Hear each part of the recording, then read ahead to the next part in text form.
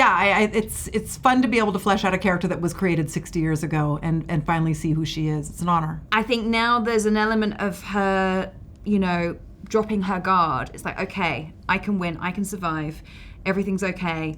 And so she's allowing herself to just lighten up and experience and live more. We'll just turn it off before we blow up.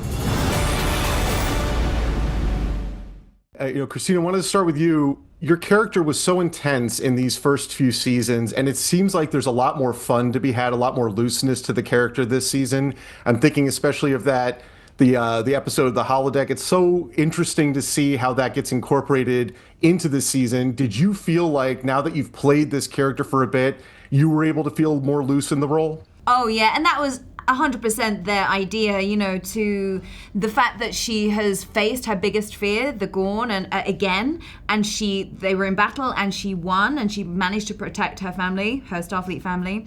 I think now there's an element of her, dropping her guard. It's like, okay, I can win, I can survive, everything's okay. And so she's allowing herself to just lighten up and experience and live more.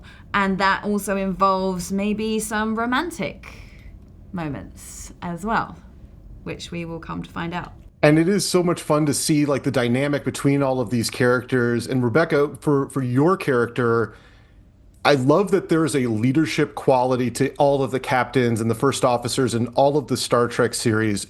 You get to kind of play this really cool leader. There's a scene with Erica where you have to kind of drive home that there's an importance to this role. It's a very cool scene. How did you figure out the leadership qualities you wanted to have in this character? It's interesting. Obviously she busts Ortegas for insubordination and has to handle it as captain. And it made me wonder, who is Una as a potential captain?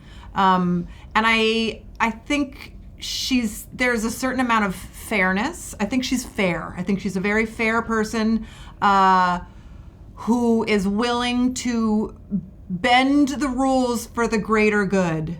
But yeah, I think there is a sternness as a captain that we haven't seen. We haven't seen that side of Una yet until that happens. In that episode. So it was fun to work that out for the first time. To the stars through hardship. In previous season, there was a lot of development, backstory for the character. Obviously, we didn't see this character very much in the original iteration. Do you feel that there is something that you want to have for the fans to really understand the importance of this character in the entirety of Star Trek's canon? Yes, and I think that we're only midway through fleshing out that character. I think it's been wonderful to figure out who the character is based off of the 13 minutes of screen time that the amazing Majel Roddenberry had. It's been an honor to flesh her out. I don't think we've seen barely half of this 5-year mission of where we're going to see Una continue on with. But I think the fact that she's now freed up and living authentically post Ad Astra per Aspera and being found not guilty and getting to live openly as an Illyrian, and now she gets to help people with her blood and literally save lives possibly. It's great. Yeah, it's fun to be able to flesh out a character that was created 60 years ago and finally see who she is. It's an honor. And Christina, are we going to have more backstory for your character and her connection coming this season? I'm almost disappointed not to be able to take further advantage of my temporary Vulcan abilities. Let me think. In a way, yes, but not like you might imagine. Awesome. I love it just enough. Yeah. We'll just turn it off before we blow up.